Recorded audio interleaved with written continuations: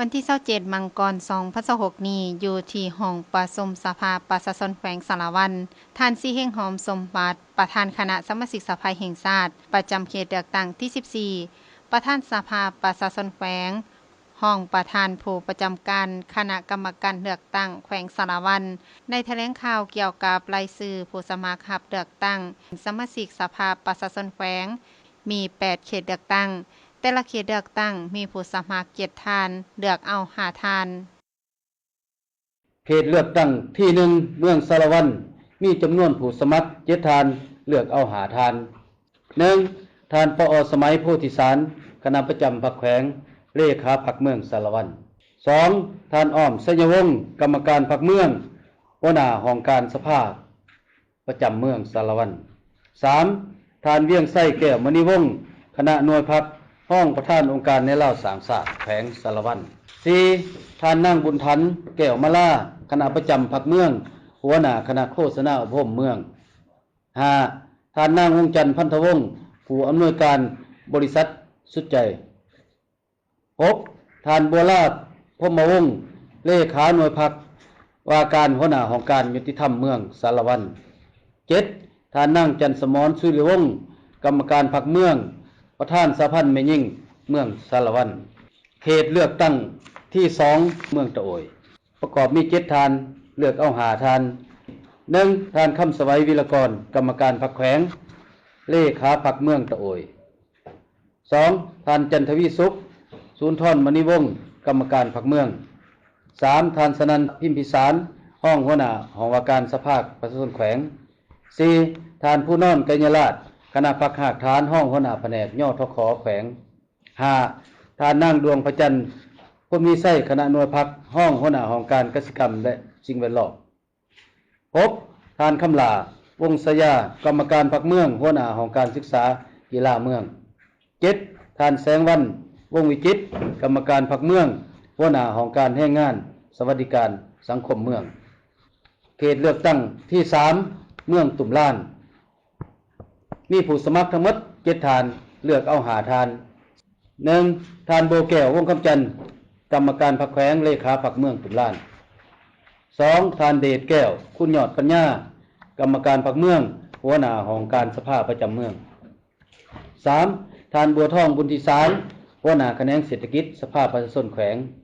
4. นางสุขสวรรค์นวรัตน์คณะพรรคหากฐานห้องหัวหน้าแผนกการเงินแขวง 5. ท่านนางขันค่ำลือเดชมุ่นสอนกรรมการพรรคเมืองประธานสหพันธ์แม่หญิงเมือง 6. ท่านพันตรีเวียงแก้วนรสิงห์กรรมการพรรคเมืองหัวหน้ากองบัญชาการทหารเมือง 7. ท่านไพฑูรย์พุทธวงศาห้องหัวหน้าคณะโฆษณาอบรมเมืองเขตเลือกตั้งที่4เมืองละครเพ่งจำนวนผู้สมัครทั้งหมด7ท่านเลือกเอา5ท่าน 1. ท่านเวิร์นมณีมุงศิวงศากรรมการพรรคแขวงเลขาพรรคเมืองละครเพ่ง 2. ท่านสุนทรเกตสมกรรมการพรรคเมืองหัวหน้าห้องการสภาประจำเมือง 3. ท่านจิตรกรสายสมุทรเลขาหน่วยพรรคประธานสหพันธ์กรรมบาลแขวง 4. ท่านนางสุขสดาวงศ์วิไลกรรมการพรรคเมืองประธานสหพันธ์แม่หญิงเมือง 5. ท่านสุขสวรรค์พิมพ์บุญย่อคณะพรรคหากฐานห้องหัวหน้าแผนกสาธารณสุขแขวง 6. ท่านยอดรักพนมกรกรรมการพรรคเมืองรักษาการของการแผนการลงทุน 7. ท่านสาลีไสยวงศ์ตรวจการหน่วยพรรคห้องหัวหน้าของการศึกษากีฬาเมืองเขตเลือกตั้งที่5เมืองว่าปีมีผู้สมัครทั้งหมด7ท่านเลือกเอา5ท่าน 1. ท่านบุญอยู่จันทรังสีกรรมการพรรคแขวงเลขาพรรคเมือง 2. ท่านเพชรสำลีเข็มวิไลกรรมการพรรคเมืองหัวหน้าของการสภาประจำเมือง 3. ท่านบุญทวีพิมพ์สารช่วยเวียกของว่าการแขวง 4. ท่านพัฒนาแก้วบัวละผ้าหัวหน้าแขนงบริหารการเงินสภาประชาชนแขวง 5. ท่านนางแก้วทวีจิตประสงค์กรรมการพรรคเมืองประธานสหพันธ์แม่หญิงเมือง 6. ท่านคงจักรดาวดวงวงศ์กรรมการพรรคเมืองหัวหน้าของการกสิกรรมสิ่งแวดล้อมเมือง 7. ท่านนางวิไลพรเสยเสนกรรมการพรรคเมืองเขตเลือกตั้งที่6เมืองคงเสดนประกอบด้วยผู้สมัครทั้งหมด7ท่านเลือกเอา5ท่าน 1. ท่านวิไลศรีลาดวงใจกรรมการพรรคแขวงเลขาพรรคเมืองคงสิโดล 2. ท่านภูมิวงศิลป์กรรมการพรรคเมืองหัวหน้าจุดสุมแกงหวด 3. ท่านบุญโฮมบัววิไลห้องหัวหน้าห้องว่าการสภาประชาชนแขวง 4. นางปทุมพรจันทรังสีกรรมการพรรคเมืองประธานสหพันธ์แม่หญิงเมือง 5. ท่านพลโทหุมพันธ์ทับทินคณะพรรคห้องของการเมืองกรมราชการทหารแขวง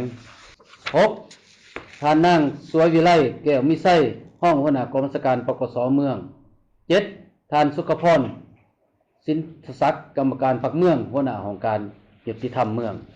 เขตเลือกตั้งที่ 7 เมืองเหล่างามจำนวนผู้สมัครทั้งหมด7ทานเลือกเอา5ทาน 1. ทานผู้ศรีหลวงสุริวัลย์กรรมการพรรคแขวงเลขาพรรคเมือง 2. ทานนางคำลาโพธิเสนกรรมการพรรคเมืองหัวหน้าของการสภาประจำเมือง 3. ทานนางรุนนีอาจวิไลห้องเลขาหน่วยพรรคห้องประธานกรรมการเศรษฐกิจแผนการเงินสภาประชาชนแขวง 4. ทานปอสุประไสบุญยงคณะพรรคหากฐานห้องหัวหน้าแผนกกสิกรรมและสิ่งแวดล้อม 5. ทานนางเวียงไส้แก้ววีระวงศ์กรรมการพรรคเมืองหัวหน้าของการวัฒนธรรมการท่องเที่ยว 6. ทานไม้คำเหลืองวิไลกรรมการพรรคเมืองหัวหน้าของการยุติธรรมเมือง 7. ทานนิวรณ์สุริวงศ์สมาชิกพรรคของการส่งเสริมและคุ้มครองการลงทุนเมืองเหล่างามเขตเลือกตั้งที่ 8 เมืองสมวย มีผู้สมัครทั้งหมด7ทานเลือกเอา5ทาน 1. ทานบุญเนื้อลงคำไต่กรรมการพรรคแขวงเลขาพรรคเมืองสมวย 2. ทานพรไส้คุณสอนสวัสดิ์กรรมการพรรคเมืองเลขาพรรคกระแสงอาจารย์ 3. ทานจันทคาตศรีสุพรรณห้องเลขาหน่วยพรรค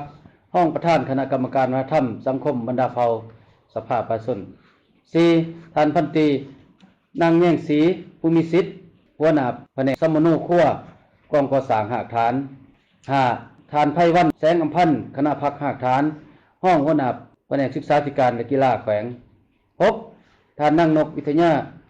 พันธวงศ์หัวหน้าแขนงวัฒนธรรมสังคมสภาประชาชนแขวง 7. ทานนางสุนารีไส้สมโพธิคณะหน่วยพรรคห้องประธานสหพันธ์แม่หญิงเมือง